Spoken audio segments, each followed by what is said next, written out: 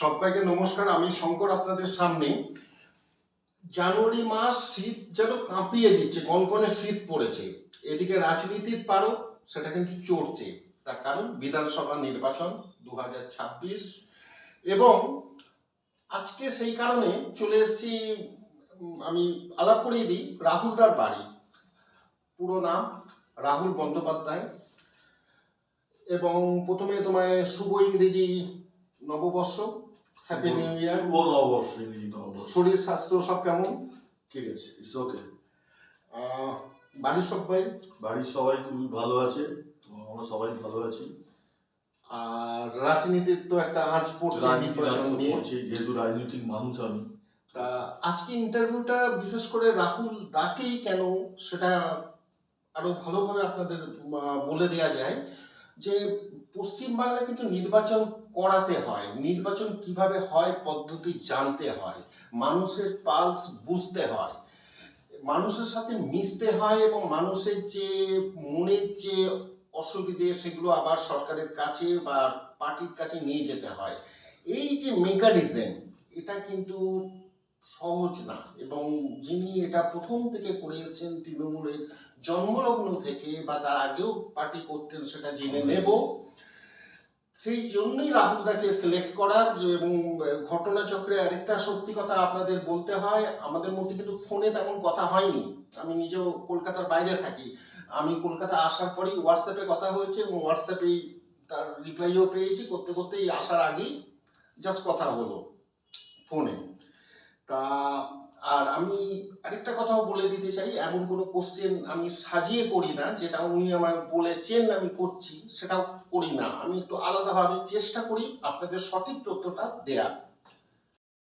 প্রথম যে প্রশ্নটা মাথায় আসছে যে একেবারে তৃণমূলের জন্মলগ্ন থেকে দেখেছি বা সবাই জানেও তাই, কিন্তু যদি রাজনৈতিক জীবন ঠিক কত দিনে এবং কিভাবে রাজনীতিতে প্রবেশ? ছাত্র রাজনীতি বলছি, হ্যাঁ, ছাত্র রাজনীতি তো বটেই। তার আগে 1984 সালে মমতা ব্যানার্জি যখন জিতলেন, তার ঠিক 2 বছর বাদে 1986 সালে আমি আমার রাজনৈতিক কেরিয়ার যদি বলা হয় করেছি। কারণ তখন ওই পাড়া সিনিয়রদের জল টল দেওয়া, পার্টির সিনিয়রদের সাথে থাকা, এইভাবে করেছি। কিন্তু রাজনীতিটা আমরা রাজনীতি বিমুখ ছিলাম, যেহেতু আমাদের কনভেন্ট ব্যাকগ্রাউন্ড ছিল। ক্লাস 10 অব্দি আমি সেন্ট থমাস স্কুলে পড়েছি, সেখানে রাজনীতির র ছিল না। কিন্তু যখন আমি 11-12 আমার কলেজও ছিল না, স্কুলেই ছিলাম, কিন্তু বেহালাই স্কুল বলে বেঙ্গল গভর্নমেন্টের আন্ডারে স্কুল, সেখানে সিপিএম এর ত্রাস দেখে আমার মনে হয়েছিল আমার রাজনীতিটা করা উচিত, আন্দোলন করা উচিত সিপিএম এর বিরুদ্ধে। তো তখন থেকে আমরা অনেক পলিটিক্যালাইজ হয়ে যায়। আমার 2 বন্ধু তাপস চ্যাটার্জি, সুমিতা ববু এরকম হেল্প করেছিল। আমরা একটা ইউনিট করেছিলাম। হাই স্কুলের যে টিচার শেখর চ্যাটার্জি, সে তাতে মদত দিয়েছিল। এবং এই যে আমি রাজনীতিতে ঢুকলাম, এইখান থেকে আমার স্টার্ট ছাত্র পরিষদ, লোকালে কংগ্রেস, তারপর আস্তে আস্তে লোকাল কংগ্রেসের নেতৃত্বে উঠে আসা এবং তৃণমূল যখন শুরু হলো। সেই সময় একটা কথা বলে দিই, আমি তখন বাইরে, কিন্তু ফিরে এসে যখন কলকাতায় পোস্টিং হয়ে গেল আমার, তখন চাকরি করছি আমি একজাক ছেলে মেয়েকে পেয়ে গেলাম এবং তৃণমূলে জয়েন করলাম। এই হচ্ছে আমার রাজনৈতিক।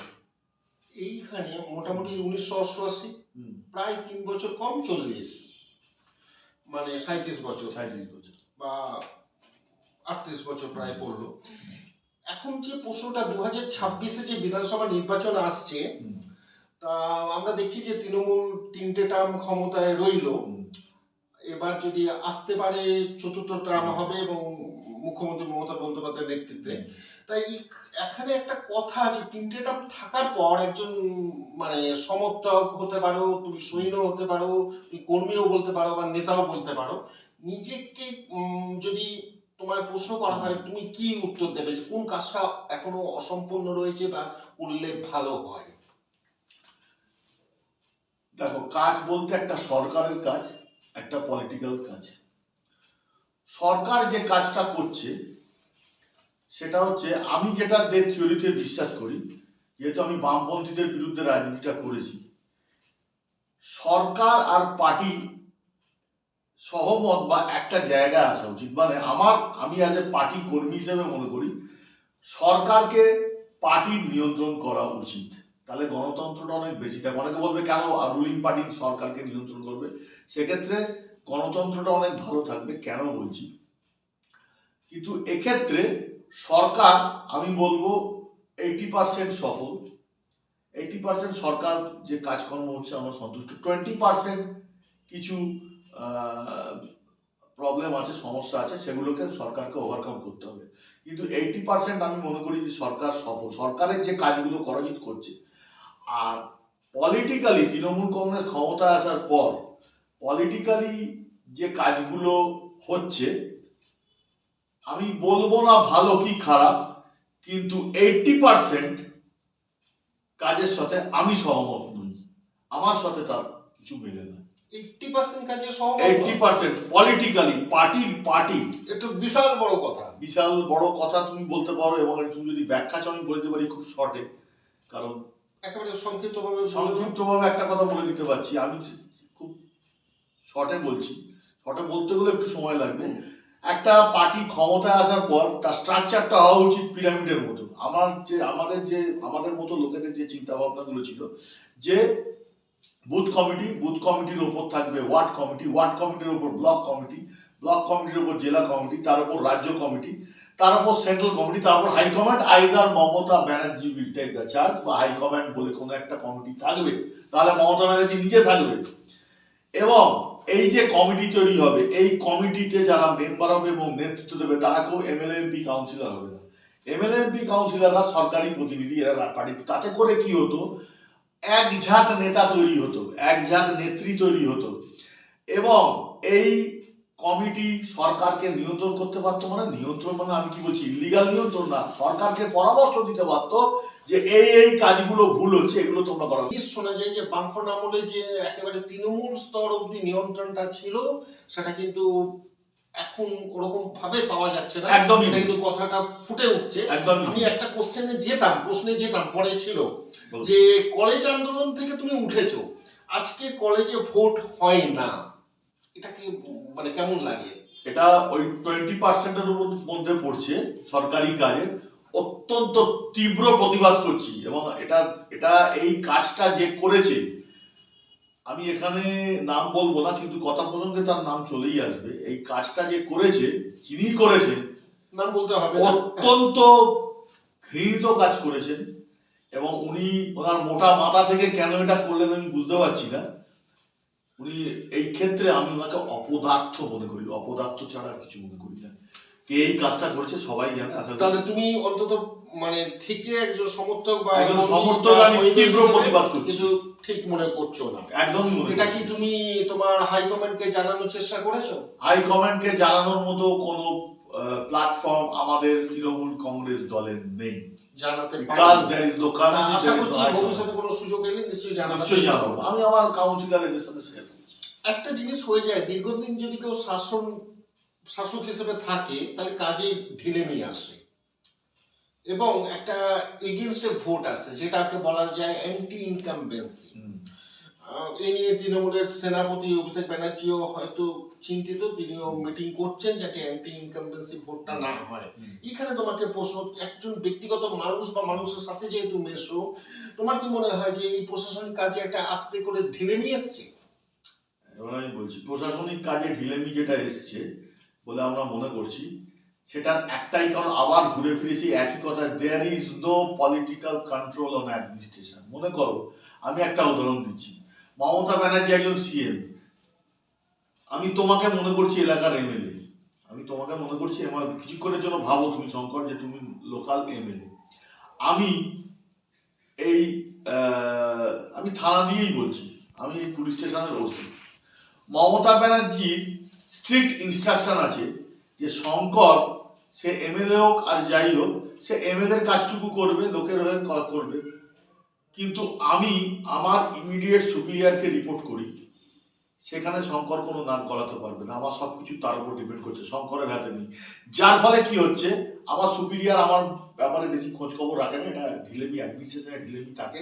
আর মুখ্যমন্ত্রী দূরে বলে যার জন্য আমি আমার মতো করে কাজ করছি। লোকে ভাবছে যে বাহ, এটা তো নিরপেক্ষ প্রশাসন। না, নিরপেক্ষ প্রশাসন না। যেমন আমার ইচ্ছে হলো একটা লোককে তুলে নিয়ে এলাম, সে তো চুরি করেনি, সেই লোকটা কিন্তু তোমার কাছে গেলে কোনো উপকার পাবে না, তুমি আমায় কন্ট্রোল করতে পারবে, যে আমি তাকে তার থেকে পয়সা খাবো। যখন মনে করছি পয়সা খাওয়া, খেয়ে নিচ্ছি। আমার মনে হলো বিরোধী দলের ওই লোক, সেটাকে একটু তোলা উচিত, তাকে তুললাম। এই যে এই কথাটা যে বলছো হ্যাঁ। এটা কিন্তু খুব গুরুত্বপূর্ণ, খুব গুরুত্বপূর্ণ। শুধু পুলিশে নয়, অ্যাডমিনিস্ট্রেশনে যে কলেজের প্রিন্সিপাল আগে ছিল পার্টির নিয়ন্ত্রণে ছিল, তাতে করে ভালো হতো। পার্টির নিয়ন্ত্রণ থাকলে এরা ঠিক মতো কাজটা করতো, অন্তত পার্টির যে লিডার নির্দেশটা দেবে সে যদি ভালো হতো তাহলে কিন্তু কাজটা ঠিক মতো হতো। কিন্তু এখন হয়ে যাচ্ছে সব নিজের, মানে পার্টির কোনো নিয়ন্ত্রণ নেই। সরকার এই জিনিসটা খুব সাংঘাতিক। সরকার সরকারের মতো চলছে, আর পার্টির লোকেদের কাজ কি শুধু মিছিল অংশগ্রহণ করা। আমরা যে দুর্দিনে এত লড়াই করেছি সিপিএম বিরুদ্ধে, আমাদের হাতে তো সেই ক্ষমতাটা দেওয়া উচিত ছিল। সেই ক্ষমতা কিন্তু দুঃখের বিষয়, দিদিকে অত্যন্ত শ্রদ্ধা করি, দিদি কিন্তু আমাদের হাতে দেয়নি, এবং এটা কিন্তু মারাত্মক ভুল হয়েছে, মারাত্মক ভুল হয়েছে। কমিটি করলে আজকে গ্রাসরুট লেভেলের সংগঠন অনেক শক্তপোক্ত থাকতো। কিন্তু যদি গ্রামেও যাওয়া যায়, তৃণমূলের সংগঠন খুব মজবুত দেখা যায়। গ্রামে মজবুত সংগঠন, কিন্তু তুমি একটা জিনিস খেয়াল করে দেখবে, গ্রামকে গ্রাম কিছু সুবিধার, মানে কিছু সার্ভিস, সুবিধা নয় সার্ভিস, সরকারি সার্ভিস পাচ্ছে বলে গ্রামকে গ্রাম তৃণমূল হয়ে গেছে। কিন্তু দেখতে যাও তার মধ্যে মেন্টালি সিপিএম সেও কিন্তু তৃণমূলের সাথে মিশে আছে, যেটা সিপিএম পিরিয়ডে ছিল না। মেন্টালি আমি সিপিএম, আমি কিন্তু তৃণমূলে মিশে আছি, এটাই হচ্ছে তফাৎ। কিন্তু যদি পার্টির কন্ট্রোল থাকতো, গ্রামে যতই থাকুক, আজকে দক্ষিণ চব্বিশ পরগনা বলছি আমি, আরাবুল ইসলাম, শওকত মোল্লা, কত বড় বড় নেতা আছে, কিন্তু তাদের কোনো অ্যাডমিনিস্ট্রেশনের কন্ট্রোল নেই। আমি এখানে বসে বলে দিলাম, কারণ আমি দেখে নিয়েছি সবকিছু।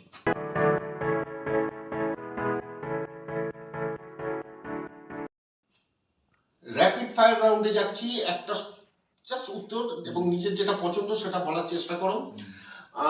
পিওর রং সবুজ, গ্রিন। এটা কি পার্টির জন্য? পার্টির জন্য, এটা আমার একটা শস্য শ্যামলা ভারতবর্ষ, এটার মধ্যে পার্টির কোনো কানেকশন নেই। ভালো লাগলো। প্রিয় সংখ্যা বা লাকি নাম্বার? লাকি নাম্বার 12 বা 1। ফেভারিট যদি হলিডে স্পট বলা হয়? ফেভারিট হলিডে স্পট যদি ইন্ডিয়ার মধ্যে হয় ভুটান, আর নাহলে আমি যেখানে গেছি স্কটল্যান্ড। ইন্ডিয়া আশপাশ হলে ভুটান, ভারতের মধ্যে হলে? ভারতের মধ্যে পশ্চিমবঙ্গের মধ্যে হলে পশ্চিমবঙ্গে অনেক সুন্দর আছে, দার্জিলিং, বিউটিফুল স্পট। আমি পাহাড় ভালোবাসি। জীবনে কোন মানুষের প্রভাবটা তোমার উপর সব থেকে বেশি? পরিবারের হতে পারে, সমাজের হতে পারে। আর যে মানুষটা সব থেকে প্রভাব বেশি, আমার wife.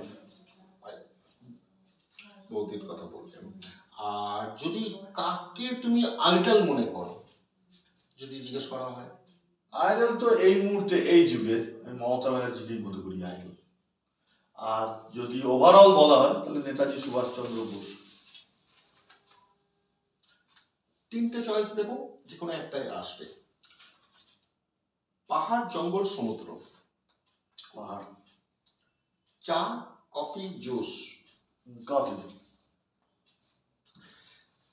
Kashmir, Goa, Shillong? Kashmir. France, Switzerland, America? Switzerland. Mutton, chicken, মাছ? মাটন। নিউজ, মিউজিক না সিনেমা? মিউজিক। জাস্ট মানে এটা আমার কোশ্চেনেরই বলছো বলে আমি প্রশ্নটা আসছি। মিউজিক, কি ধরনের মিউজিক পছন্দ? I love Rabindrasangeet, western music. I sing also Rabindrasangeet, western music দুটোই, অ্যান্ড যে কোনো রকম মেলোডিয়াস সং। আর বিদেশি সং। শেষটা দু লাইন রবীন্দ্রসঙ্গীতে করার ইচ্ছে রইল, অনুরোধ রইল। বিশ্বকাপ ফুটবল আসছে 2026, Ronaldo, Neymar, Messi? Messi. Messi.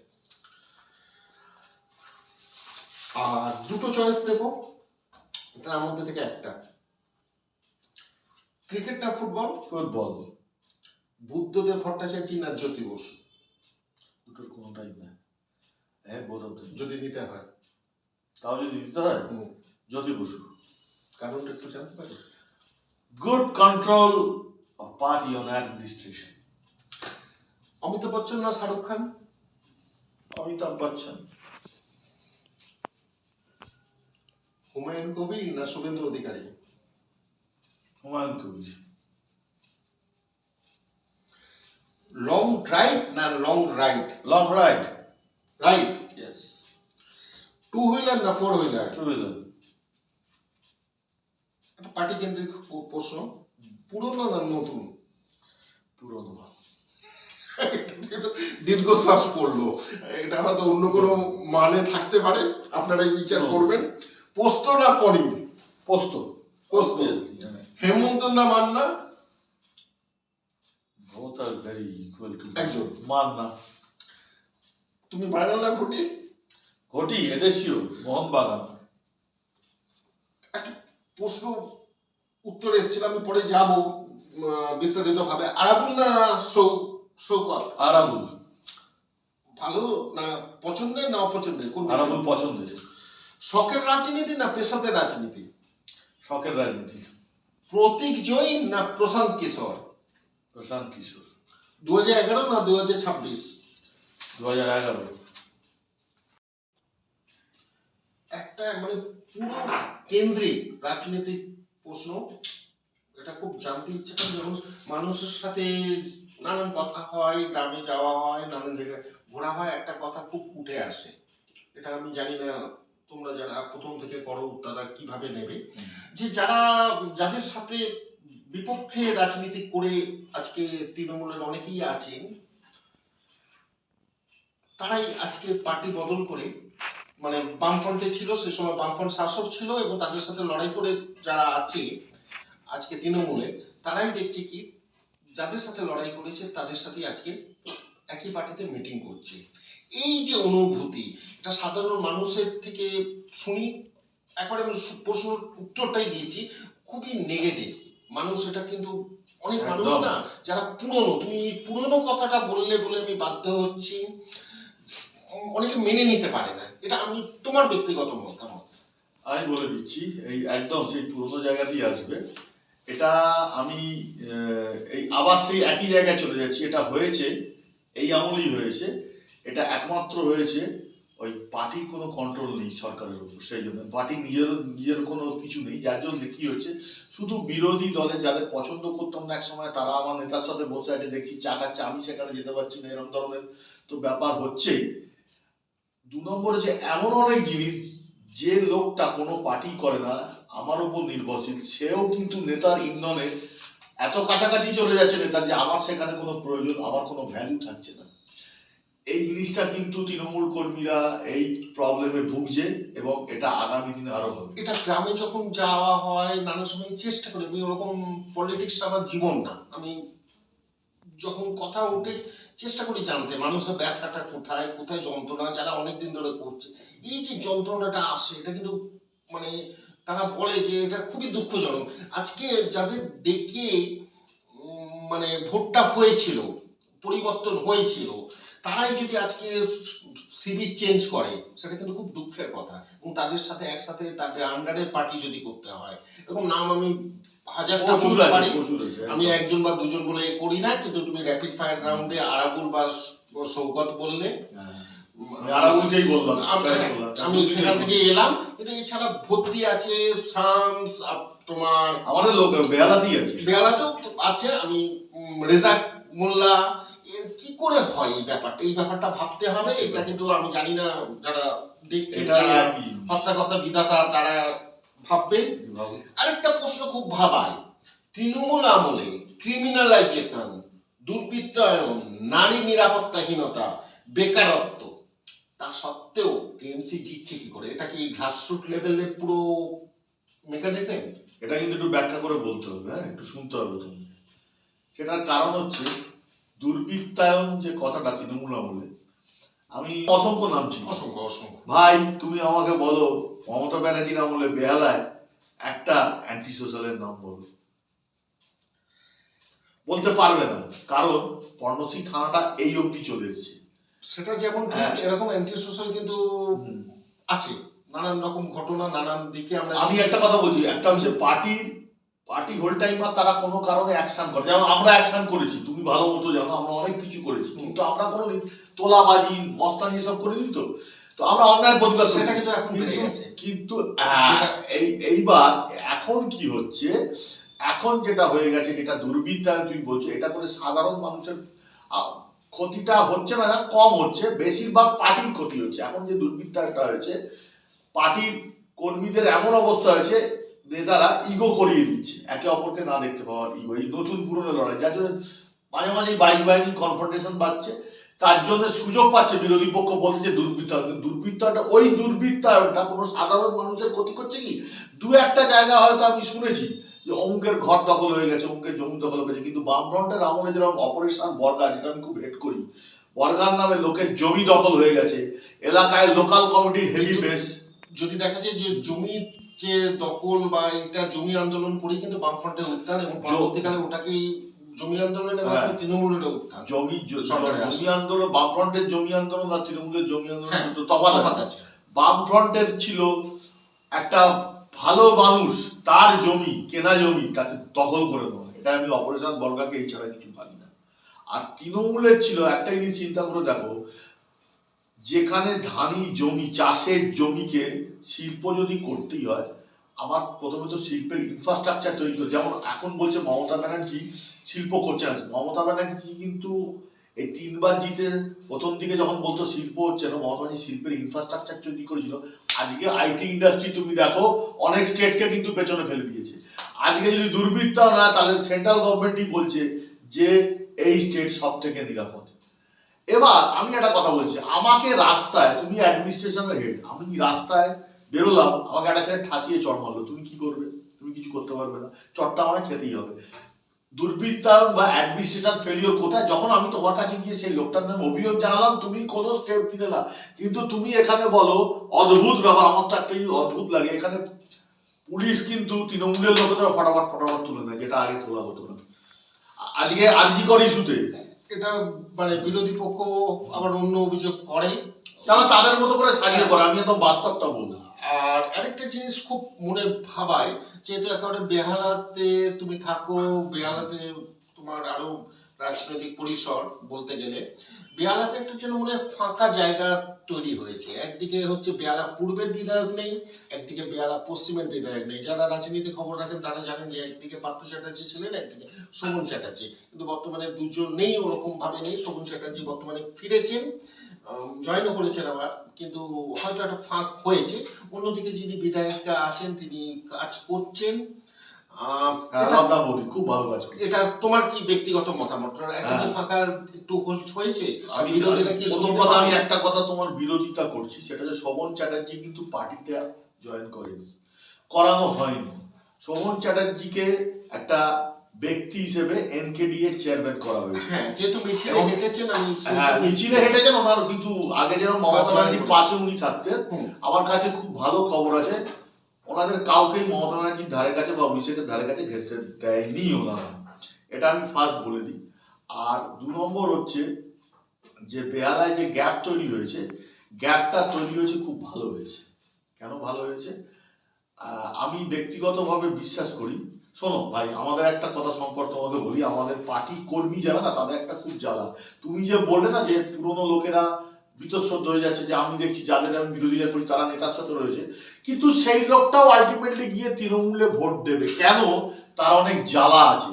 সে যেরকম এই নেতার কাজটা সহ্য করতে পারছে না, তেমনি আবার তার ভয় আছে সিপিএম তাকে ঘরছাড়া করে দিতে পারে কোনো কোনো দল এলে, সেই জন্য তাকে ভোট দিতেই হবে তৃণমূলকে। আবার কিন্তু এর মধ্যে এইভাবে চিন্তা করে 10% লোক, 80% হচ্ছে মমতা ব্যানার্জিকে দেখে। আমি কিন্তু রাস্তায় দাঁড়িয়ে তৃণমূলকে গালাগালি করি, কিন্তু মমতা ব্যানার্জিকে দেখে আমি ভোটটা কিন্তু তৃণমূলকেই দিই, তো এই জন্য জিতে যাচ্ছে। সেই অ্যাঙ্গেল থেকে আমি বলছি, বেহালায় আমি চাই, খুব ওপেন বলছি, এবং খুব, তুমি হয়তো ভাববে খুব সাহস করে বলছি, বেহালায় দল ক্ষমতায় থাকুক, দল প্রচুর সিট পাক, এটা আমার ব্যক্তিগত অভিমত, আমি আমার ক্যান্ডিডেটকে জেতানোর চেষ্টা করব। বেহালায় আমি ব্যক্তিগতভাবে চাই না তৃণমূল কংগ্রেস জিতুক, কারণ এটা কোনো, হ্যাঁ, এটা একদম একদম অন্যরকম হয়ে গেল। বেহালায় তুমি খুব শুনতে অবাক লাগলো, কারণ বেহালায় যিনি বিধায়ক ছিলেন বেহালা পশ্চিমের এবং পূর্বের কথাটা আমি বলছি, উনি মেয়রও ছিলেন, উনি এখানকার কাউন্সিলরও ছিলেন, অনেকে ওনার উপর হয়তো সন্তুষ্ট। আমি ওনাকে পলিটিক্যালি একজন ভালো মানুষ হিসেবে, একজন নেতা হিসেবে, একজন কোয়ালিটি পার্সন হিসেবে, একজন কেপেবল পার্সন হিসেবে I will give him 0. I will give him a big 0. আমাদের উচিত ছিল আমরা বুঝতে পারিনি, আমরা সিপিএম কে দেখে ভাবতাম আমাদের দলটা এরকম হবে, কিন্তু তখন বুঝলাম তাহলে আমরা নিজেরা নেতৃত্বে উঠে আসতাম, অন্য কাউকে নেতা তো নিতাম না। সেই অ্যাঙ্গেল থেকে বলছি বেহালায় আর আমাদের নেতার দরকার নেই, কারণ যে নেতা চেয়ার পেয়েছে সেই নেতা চেয়ারে বসেই, আমি ওপেন বলছি, সেই চেয়ারে বসেই যে কর্মী তার হয়ে খেটেছে তার পেছনেই কাটি করেছে, তার ক্ষতি করেছে, এটা যদি হয় সত্যি খুবই দুঃখজনক এবং পলিটিক্যালি ক্ষতি করেছে। খুবই আর পার্থ চ্যাটার্জিকে আমি অত্যন্ত ভালোবাসি, আমি তোমায় এত বড় কথা বলি না, পার্থ চ্যাটার্জি যদি নির্বাচনে দাঁড়ায় আমাকে হয়তো সেই প্রতীকেই ভোট দিতে হবে, কারণ আমি ওনাকে এতটাই কৃতজ্ঞ আমি ওনার কাছে, সেটা পলিটিক্যালি নয় পার্সোনালি, কিন্তু পলিটিক্যালি যদি তুমি জিজ্ঞেস করো আমাকে পার্থ চ্যাটার্জির সাথে আমার রিলেশন, অত্যন্ত খারাপ জিনিস করেছে পার্থ চ্যাটার্জি আমার সাথে। আমি এখানে বলে দিলাম পার্থ চ্যাটার্জি আজ ডান এ ব্লান্ডার উইথ মি, যেটা পার্থ চ্যাটার্জির আমার সাথে করা হয়নি, সেই জন্য পার্থ চ্যাটার্জি আমার শত্রু নয়, কিন্তু পার্থ চ্যাটার্জির সামনে বসে আমি কিন্তু পার্থ চ্যাটার্জিকে বলবো যে পার্থদা তোমার এই ভুলগুলো ছিল, কারণ আমি পার্থ চ্যাটার্জিকে ভালোবাসি। তার যা কিছু হোক, দুর্নীতি হোক, সেটা পাবলিক ঠিক করবে, ব্যক্তি পার্থ চ্যাটার্জিকে আমি কিন্তু এইভাবেই দেখি। তাহলে আমি ক্লিয়ার করলাম। আমি দুই বিধায়কের কথা তুমি বললে, রাহা সওয়াল বেহালায় যে গ্যাপ, কোনো একজন নেতৃত্ব নিশ্চয়ই কাউকে নমিনেশন দেবে, তবে আমি এদের দুজনের কারুরই নমিনেশন চাই না বেহালায় এরা দাঁড়াক। কোনো ভালো রত্না চ্যাটার্জি আছে, অঞ্জন দাস আছে, পিকলু মৈত্র আছে, ভালো ভালো নেতা আছে, তারা দাঁড়াক, আমরা অবশ্যই তাদের হয়ে খাটবো। কিন্তু একটা মনের মধ্যে, পিকলুদাকে আমি খুব শ্রদ্ধা করি, বলেছি পিকলুদাকে আমি 100% বিশ্বাস করি, 100% চোখ বুঝে বিশ্বাস করি, ওরকম নেতা আমি দেখিনি। ওরকম আমার লাইফে যদি কোনো নেতা থাকে তৃণমূল কংগ্রেস নেতা after Mamata Banerjee, that is Piklu Maitra আমার হার্ট। আর একজনকে আমি খুব শ্রদ্ধা করি, এক সময় আমাদের সাথে পার্টি করেছে, পার্টিতে আমাদের সাপোর্ট দিয়েছে, আজও দেয়, অনার দেয় কর্মীদের, অঞ্জন দাস। এই দুজনের কথা আমি বললাম। এ বাদে কিন্তু আমার কোনো তৃণমূলের বেহালার নেতাদের আমার অপছন্দ। পরের প্রশ্ন চলে যাচ্ছে। ব্যক্তিগতভাবে মানে তোমার সাথে কথা বলছি, জানছি নানান কিছু কথা, একটা জিনিস আমাকে খুব দুঃখ দিয়েছে যদি আমায় তুমি জিজ্ঞেস করো, সেটা হচ্ছে মেসি কাণ্ড বা ইসাইয়ের নিয়ে আমি কিছু বলতে চাই না, কেন এত খবর একই জিনিস ভালো লাগে না, নতুন কিছু তুলে ধরার চেষ্টা করি। একজন ক্যাবিনেটে যে মিনিস্টার থাকবে, তিনি যখন ইস্তফা দিলেন, তাই ইস্তফা পত্রটা সত্যিকারের মানে বুকে কিছু হলো বাঙালি হিসেবে আঘাত করেছে। তোমরা তো বামফ্রন্টকে দোষ দাও, ইংরেজি করেনি, ইংরেজি শেখেনি, কম্পিউটার শেখেনি, কিন্তু বাংলাটা কাকে দোষ দেবে তোমরা?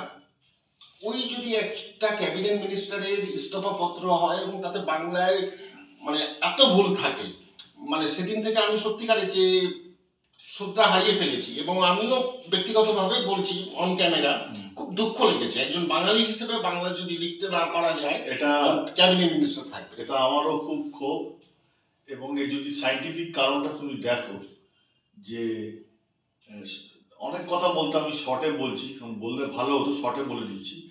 আমাদের এখানে বামফ্রন্টের আমলে যে শিক্ষা ব্যবস্থা ছিল, তাতে করে এর বেশি কিছু সম্ভব নয়, সরকারি শিক্ষা ব্যবস্থা, এবং যে মন্ত্রী সে ওই সরকারি ব্যবস্থারই শিকার, 1 নম্বর। 2 নম্বর হচ্ছে যে দুটো জিনিস আছে, সংবিধান তো লেখা আছে মন্ত্রী হতে গেলে তার কোয়ালিফিকেশন লাগবে না, এটা অনেক দেশেই আছে, কারণ আমলারা বেশিরভাগ কাজটা করে তার নির্দেশেই করে, কিন্তু সে থাকে।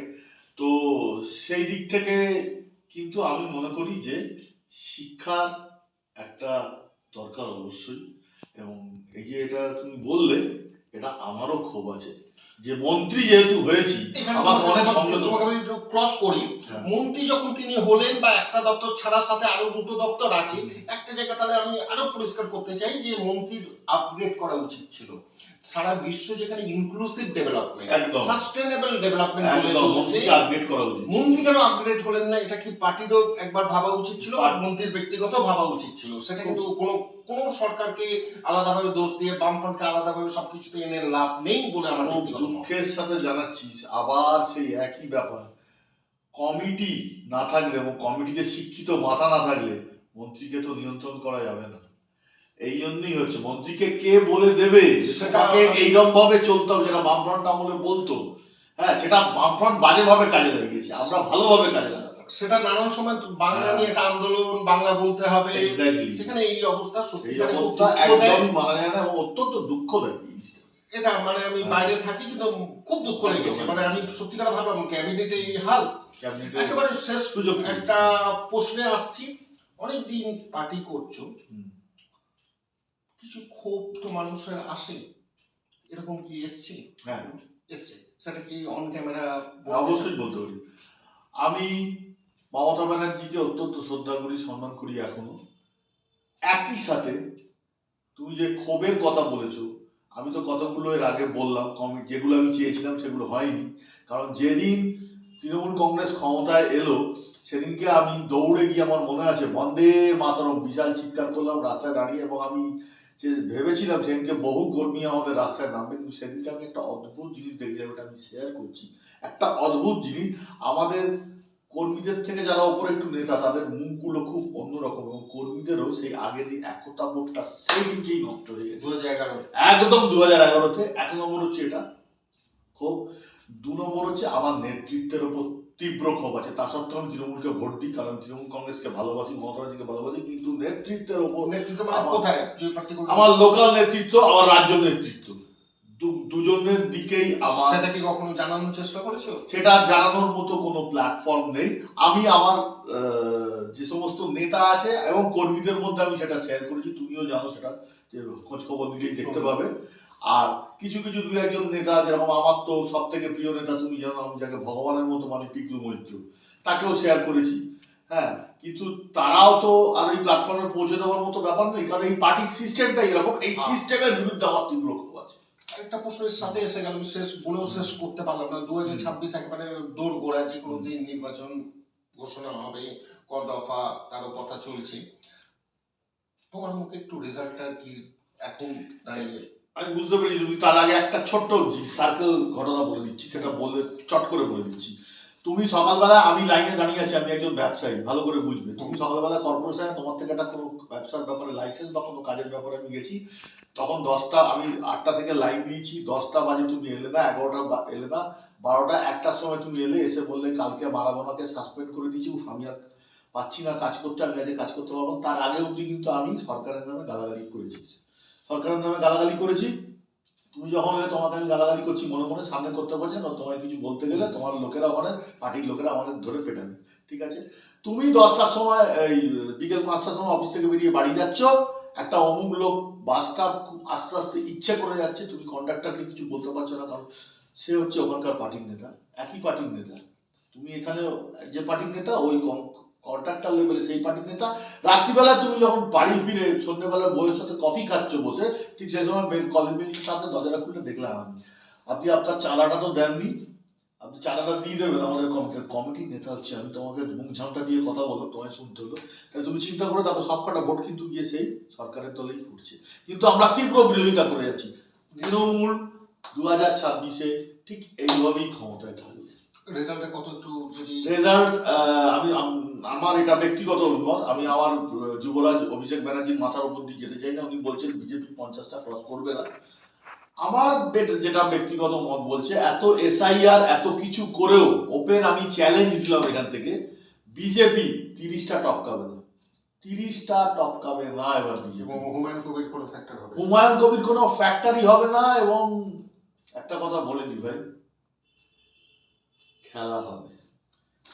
আমি একেবারে অন্য একটা লাস্ট কথা বলে শেষ করতে চাই। তোমার গান ভালোবাসো এবং গান করতে পারো, রুট লাইন রবীন্দ্রসঙ্গীত, আমরা অনেক কিছু পলিটিক্সের কথা বললাম, এর থেকে বেরিয়ে আসতে চাই। 2 লাইন রবীন্দ্রসঙ্গীত দিয়ে যদি শেষ করো। রবীন্দ্রসঙ্গীত তোমার পছন্দ, আমার বলার কিছু নেই। বাংলা যে বড় আশা করে এসেছি গো কাছে টেনে নাও, ফিরায়ও না জননী, বড় আশা করে এসেছি গো কাছে টেনে নাও। খুব ভালো লাগলো, মানে আরো দীর্ঘজীবী হয় এবং এরকম রাজনীতি করে যাও, পার্টি যেরকম করছো আরো মানে কি বলবো, আরো উত্তরোত্তর বৃদ্ধি হোক, এই কামনা রেখেই আজকের মতো শেষ করছি। সবাই ভালো থাকবেন এবং যদি কমেন্টস থাকে জানাবেন।